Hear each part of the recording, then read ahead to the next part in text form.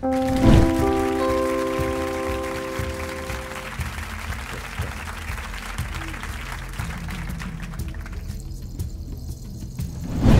yan. Anong kaplastikan diyan? Ito. Ayan. Kaliwat kanan ang banat kay Speaker Romualdez. Bumaba ang kanilang trust rating. Tapos ngayon, ito naman, naglabas sila. Anong sagot sa hamon ni Tatay Digong dito kay Romualdez? Magpa-audit ka. Mag-audit tayo para malaman natin kung saan mo total tatakbo kang presidente sa 2028. Kung saan mo ginastos ang mga pera ng taong bayan. Anong sagot ni Romualdez? Survey. Diyan siya nagbigay ng statement. Galing, no? Eto, pulso ng Pilipino survey. Nakatanggap ang Kongreso ng 60% satisfaction rating. Ewan ko sa inyo kung maniniwala kayo dito or hindi. Para sa akin, hindi po ako naniniwala dito. Bakit? Kilala mo ba sila? Hindi. Questionable. Questionable yung timing nung labas ng survey na yan. Kung kailang dumadaan sa hamon, sa batikos, alam nyo po dumarating ang time na talagang lutong-luto si Boying. Diba? Talagang grabe. Sunog na sunog si Boying. Dahil sa batikos ng mga Pilipino ng taong bayan. Sunog na sunog. Pero Romualdez, bilib ako sa iyo.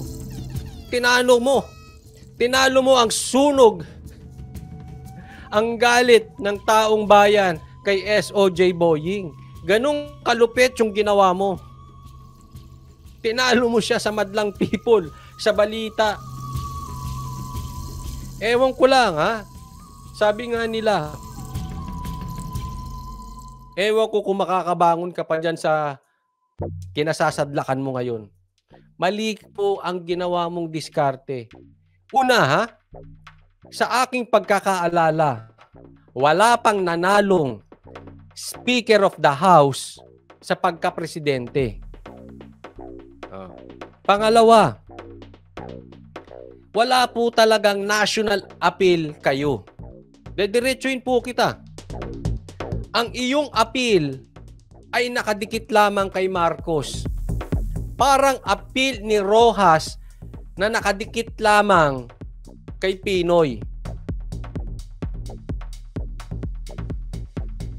Walang appeal. Ngayon, binanatan mo pa si Sara.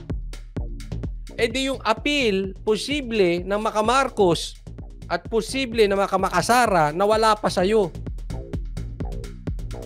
At hinahamon ka, ang sagot mo, survey.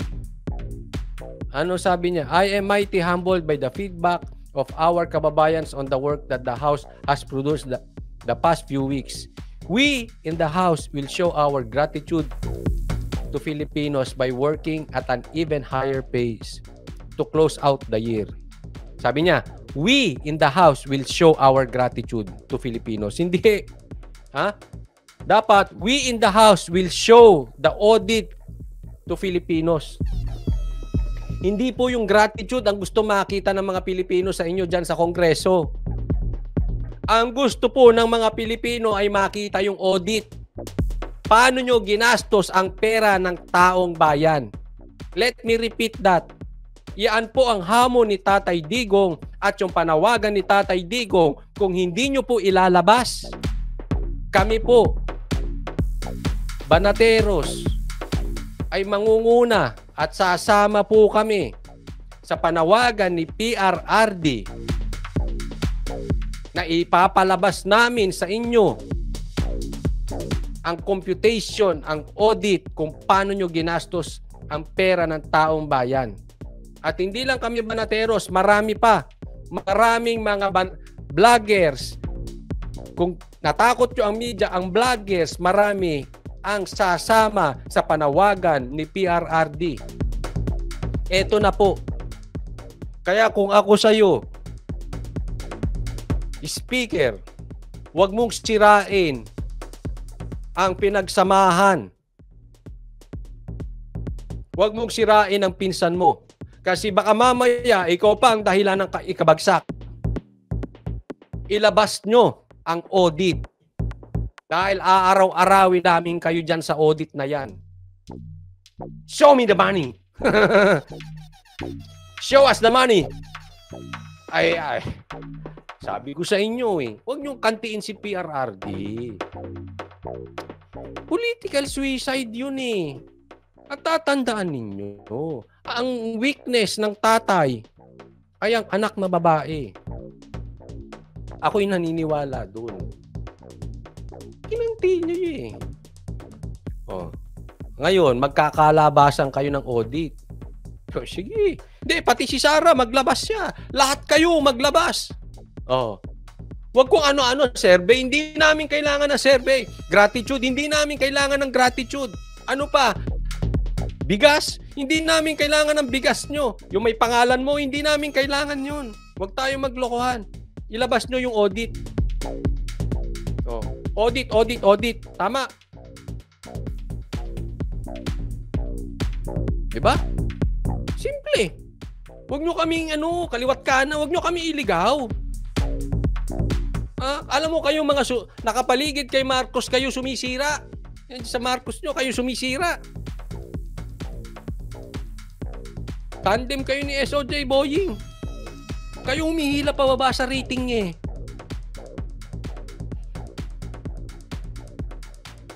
So anong sagot? Ako may tanong lang sa'yo, speaker. Tatakbo ka ba bilang presidente sa 2028? Kasi nakikita yung galawan mo Binuking ka nga ni PRRD, layo ng sagot mo. Sa kanya mo sinabi o nilaglag ka tuloy. Sinabi mo kay PRRD, tatakbo kang presidente, gusto mong tumakbo. Tapos kinana mo yung anak. Ay, ganoon.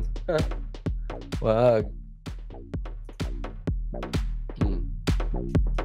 Okay, so papalitan ko yung sinabi mo. We in the House will show our audit to Filipinos by working to compute to a faster pace to close out the year. O yan. Yun na lang sabihin mo nang maniwala ang taong bayan sa'yo.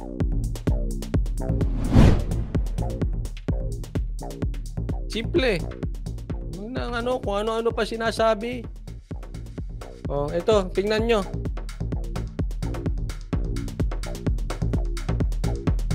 Vice President Sara Duterte matapos natanggalan ng Kamara ng Confidential. Desisyon kayo? Sino nagsabing natataranta na ang kampo ni Sara? Beben Matinong. Maraming salamat po sa kusang loob at sa pag-sponsor ng live na ito Thank you, Beben Matinong. Pala desisyon kayo? Sino nagsasabing natataranta ang kampo ni Sara?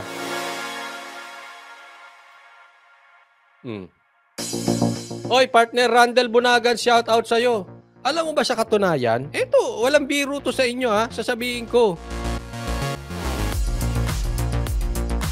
Marami doon sa kampo ni Sara natutuwa. At isa na po ako doon sa nangyari ngayon. Bakit? Nagising sa kahibangan niya. Nagising. Ngayon, alam na niya. Alam na niya kung sinong totoong kampi niya. Alam niyo po kasi yung DDS, nahati yan. Yung totoo na DDS, na natili.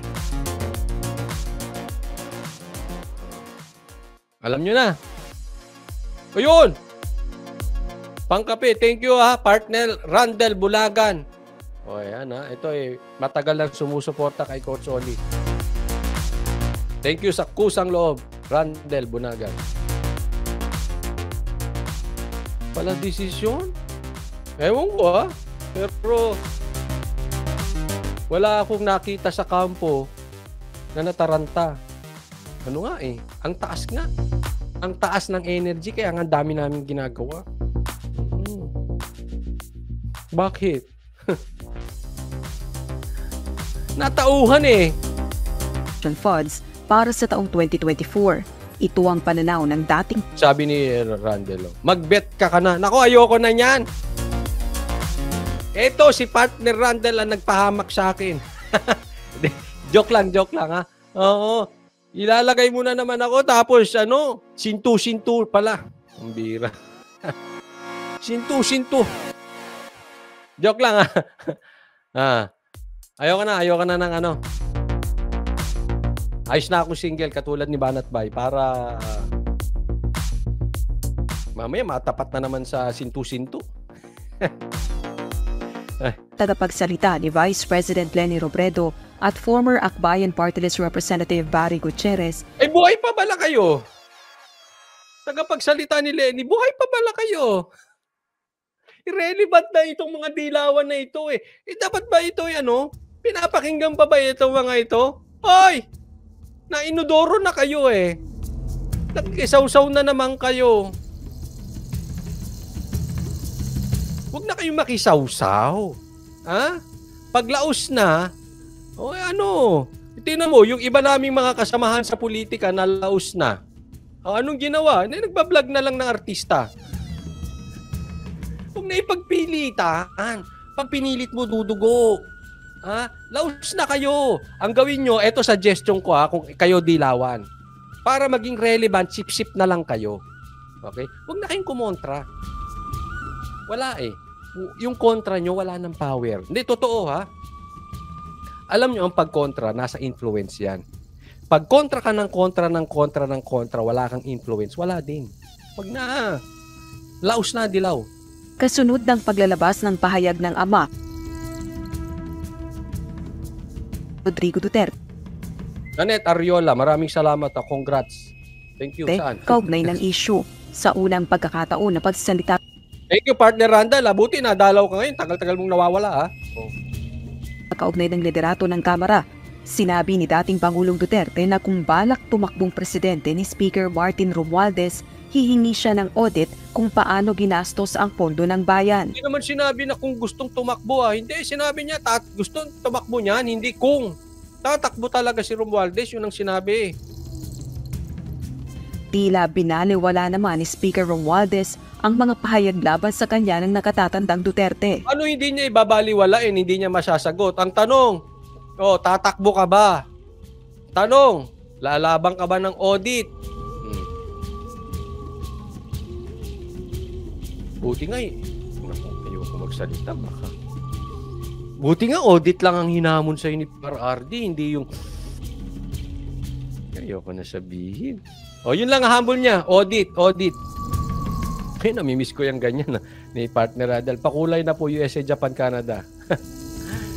Talagang tatak Randall Bunagan yan Sa isang pahayag, iginiit nitong wala silang balak tumigil Galing. Ang hero talaga nito si Speaker. Sa kabila ng kanyang batikos, kaliwat kanan, ang focus niya trabaho. Wala po kaming balak tumigil sa pagtatrabaho upang makamit natin ang inaasam na magandang bukas. Pasensya na po Alam mo ang dating sa taong bayan yan, plastic. Totoo. Baka kahit dilawan, hindi naniniwala dyan. Baka kahit pulawan, hindi naniniwala dyan. Wag po tayo madalas magsinungaling kasi minsan ang tao ay hindi natin na naluloko. Alam mo kung sino una nating naluloko? Sarili natin. Kakapag sinungaling natin, tayo mismo, kayo mismo, naniniwala sa sarili nyo kasinungalingan. Grabe, no? Napaka-hero ng sagutan. Ang hero mo. In my opinion, ang trapo mo sa sagot mo. Trapong-trapo datingan mo sa pagtatrabaho upang maipasa ang priority bills ng pinsang si Pangulong Ferdinand Marcos Jr. Ito na naman siya. Binanggit na naman yung pinsan.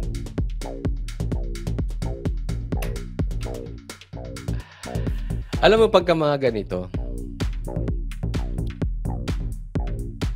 nakikiride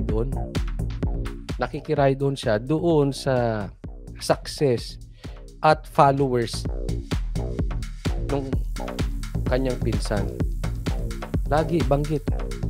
Meron akong kaibigang ganyan. Ang hilig, basta, ayoko na magsalita, baka madulas pa ako.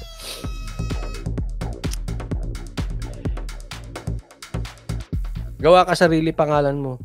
Hindi rin anya makapipigil sa kanila ang labis na ingay. 2 araw naman ang nakalilipas mula nang i-anunsyo ng Kamara ang pagtatanggal ng confidential funds sa kanyang tanggapan at Department of Education. Wala pa ring public statement si VP Duterte kaugnay ng issue. Wala rin itong tugon sa mga pahayag ng kritiko sa kanya. Abala ito sa activities ng kanyang tanggapan at ng DepEd. Ngayong araw, nasa Cebu City ito para sa National Literary Conference. Araw naman ng Miyerkules, October 11, nag-courtesy call sa kanya si Finland Ambassador to the Philippines, Juha Marcos Pico. Noon lamang October 9 nang mag-courtesy call din kay VP Duterte ang Turkish Ambassador na si Niyazi Evrenakyol. Alam mo itong mga courtesy call na yan? Malalim po yan. Political flex po ang tawag dyan.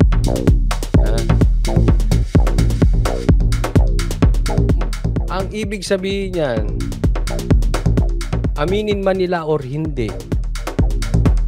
pag nagkagipitan, nasa side mo kami. Posibleng sinasabi dito, wag naman sana, no? Loyalty check po ang ibig sabihin niyan. Kung sa side ni Sara, pero sa side nito mga ito, political flex po 'yan. Pinapakita nila ang pag-alyado nila kay Sara. Nakita nyo? Nagkaroon din siya ng kamakailan lang din. Courtesy call sa INC. That is something. Baka lalong pagka lalo kang gumalaw-galaw, speaker, patungkol kay Sara, baka lalo kang lumubog sa kumunoy. Alam niyo yung pag nasa kumunoy ka? Diba? The more kang maggagalaw, the more kang magpapipiglas, lalo kang ilulubog niyan. Maililigtas ka lang yan pagka mayroong tumulong sa'yo from the outside. Ganun po yung nalalaglag sa kumunoy. Antay ka ng tutulong sa'yo from the outside. Baka yung Amerikano. Pero malaking bagay yan. Yung mga courtesy call na ganyan. Watch out, speaker. Baka hindi mo alam yung binabangga mo. Rosa Licoz, Sabi dito, lalong mapapraning mga tambaluslos. Correct. Ambassador yan ng malalaking bansa. Nag-courtesy call kay Sara.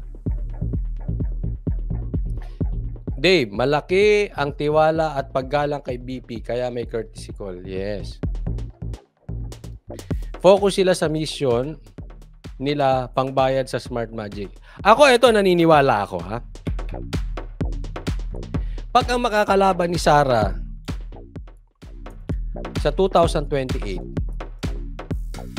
kaya may Smart Magic, kaya wala, hindi po mananalo si Romualdez. Malabo. Kasi masyadong mahahalata. Kasi may mga sinasabi sila, itong Smart Magic, delikado yan, ganyan. Ang Smart Magic po ay pwede mo lang yan magamit pagka maliit or hindi masyadong malayo ang agwat sa eleksyon. Lalong-lalo na pagdating sa kampanya, nakakapag-produce ka ng madami. Pero halimbawa, nilangaw yung rally mo. Tapos talagang sa survey, ang layo mo. Ang hirap i-mind conditioning ng taong bayan.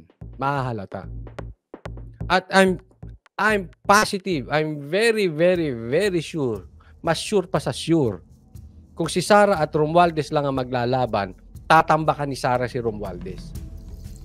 Hindi nila magagamit yung smart magic.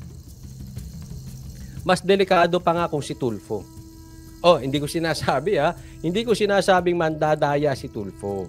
Ang pinupunto ko lang is, pag yung dalawa naglaban, dikit yan. Pag Sara Tulfo maglalaban, dikit yan. Hindi yan yung parang talagang tambakan. Katulad kay Romualdez. Alam mo naman natin, may followers din ng Tulfo. May followers din ng Sara. At parehas silang malaki ang followers. Lalong-lalo na pagka sila po ang standard bearer na gagawin ng administrasyon sa 2028, makinarya na lang, napakalaki na. Diyan posible ang smart magic pagdikit. Pero huwag kayong matakot sa smart magic. Ako, paniwala ko hindi uubra ang smart magic kay Romualdez. Tambak yan eh. Malabo po yun. Masyado nang mahahalata at nakakaya pagka pati smart magic mandidiri. Pati yung gagawa ng pandaraya, tatanggi sila kasi malalagay sila sa alanganin. Halata masyado.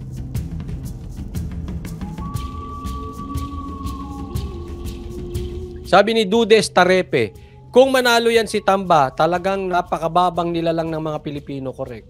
Kaya nga po, as early as now, inaalis ko na po sa Pilipino yung pagiging panatiko. Yung titingin sa apelyido. Hindi, sa resibo tayo tumingin. Yung titingin sa personalidad, hindi, doon tayo sa ginagawa. Issue tayo, sa issue base po tayo, hindi doon sa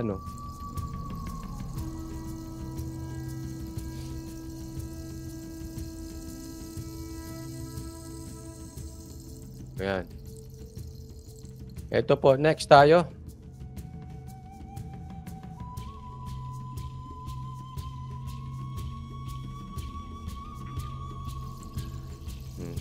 Kanina, meron akong pinakitang ito, paborito nyo ito. Isa na naman kaplastikan ng dilawan. Talagang mga dilawan ayaw huminto. Ito yung tinutukoy nila PRRD na komunista. Mga rebelde. Ang sabi niya, ang good governance ay kabaliktaran ng pagkakaroon ng maraming confidential funds. Ito yung number 1 eh. Itong Kabataan Party List. Alam mo, dapat tanggalin na yung party list na yan eh. Ewan ko kung manalo pa ito. Wala namang alam to kundi magsisigaw lang. Good governance highly depends on principles of accountability and transparency. Mahirap po na makapagsabi na tayo ay good governance kung malaking part ng pondo natin ay nakakubli. Ito yung mga nagsasabi na hindi dapat mayroong confidential funds at dapat hindi nakatago ang pondo. Hindi po sinisikreto, etc. etc. Ngayon, kayo, ito ay post ni SAS eh. Pero ang COA audit report po kung papaano ko ginastos ang pera nyo ay non-existent. Raul Manuel po ng Kabataan Party List. Ang tanong ko sa iyo, ikaw, asaan ang audit mo? Asaan kung paano mo ginastos ang mga natanggap mo? Sige nga, kaya mo maglabas? O puro ka lang turo? Double standard ka lang? Di ba? Ano ba yung pinaglalaban mo? Ikaw ba ay komunista? Unang tanong ko, kabo komunista? Sige nga. Hindi, sabi nga nila, may maganda namang ang komunista. Pero kung maganda yan at naniniwala kayo sa inyong advokasya, bakit nyo tinatago? Di ba?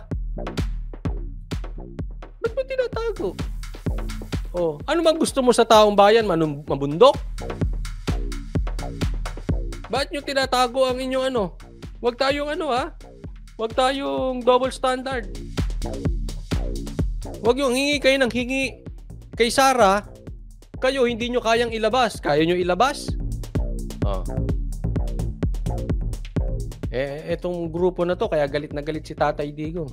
Kung hindi nyo ilalabas, uulitin ko sa iyo ang panawagan ni PRRD.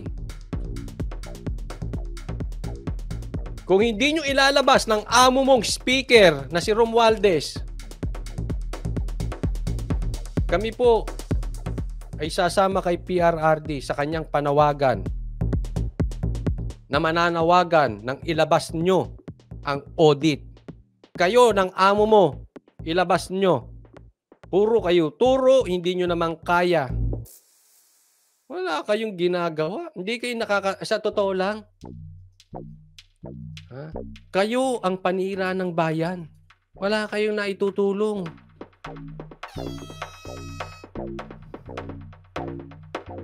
Ang hilig nyo lang mag-ipal. Ang tao, eto mga ito. Ay nako. Sabi ni Florex, komunista yan si Raul, dapat yan, bitayin pati warik. Gina Mix Video, Raul, si Raulo. Tatay jokes ka, Gina. Tito joke. Hindi, joke lang ha. Raul, the worm dancer. Ha? Hindi, kayo ba? May tanong lang ako sa inyo. Wala, wag mo ako masamain ha. Nagtatanong lang, Raul. Nagsama ba kayo ni TP? Mahilig ba kayo manood ni TP? Nang alin? Kayo nang nakakaalam nun. Tanong lang naman. Garski, wala ka talagang aasahan sa mga komunista.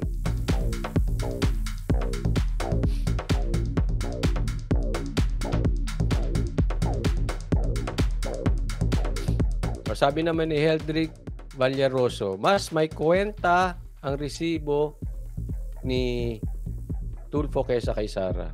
Ayan. Kayo po ang hayaan kong mag-decide dyan. Basta ako, ang focus ko 2025. At ang panawagan ni Tatay Digong. Kung hindi nyo ilalabas ang audit, tatawagin niya ang taong bayan. Malalim po yun. Ha? Tatawagin niya ang pulis, fisherman, lahat. Tinawag niya kung ano-ano. Ang ibig po sabihin ni Tatay Digong noon, tatawagin ko ang taong bayan na singilin yung audit. At tandaan nyo, ang dami nang nag-aantay na manawagan si Tatay Digong. Kaya ilabas nyo na. Kasi panira kayo sa admin. Sa totoo, kayo ang sumisira sa administrasyon. Kayo ang sumisira sa unit team. Ilabas nyo na kasi baka may madamay pa. Dahil pag nagtuloy-tuloy ng panawagan si PRRD, si Tatay Digong, alam nyo kung gaano siya kalakas.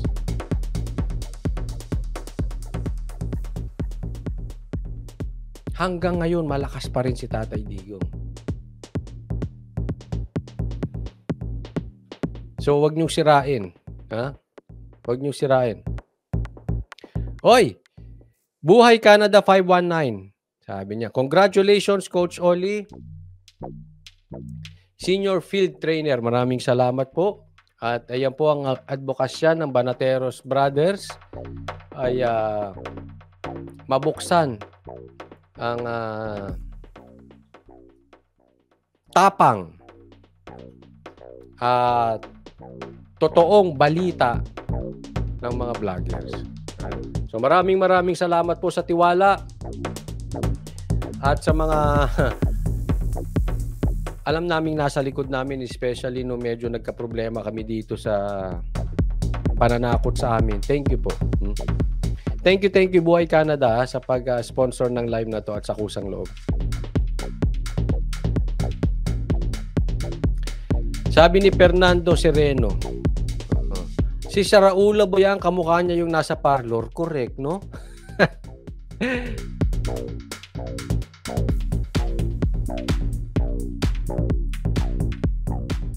Pwede ba ako makapagtanong sa inyo?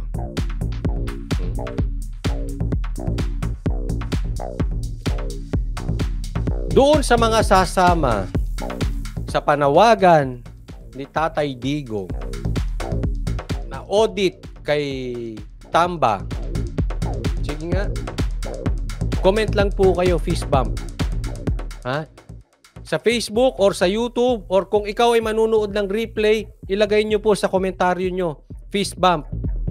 So, suporta kami sa panawagan ni Tatay Digong. Sige po, o yan, unang-una si Gina Mix Videos. Amboy Wally. Drogon. Ayan, yung mga mauna kasi mamaya mabilis na yan. Oh. Ha? Eto, Speaker Romualdez, panuurin mo ang komentaryo ng taong bayan ngayong live at sa mga manunood ng replay. Oh, tingnan natin. Kung hindi ka pa matauhan, ita mo na, oh. Ayan na. Oh. Kita mo mga sumusuporta. Wag ikaw ang maging dahilan ng pagbagsak ng administrasyong ito ni Speaker Romualdez. Tingnan mo po ang suportang natatanggap sa panawagan ni PRRD. Meron kang dalawang choice para hindi maapektuhan ng administrasyong ito. Kung ikaw ay concerned sa iyong pinsan, kung ikaw ay concerned sa unity team, kung meron man, ilabas mo ang audit or bumaba ka bilang speaker. Hayaan mo ang pondo, ang extraordinary funds, iba humawak. Kasi ikaw ang sisisihin ng pamilyang Marcos pag bumagsak dahil sa'yo. Kaya, kung ako sa'yo, baba na. Baba na!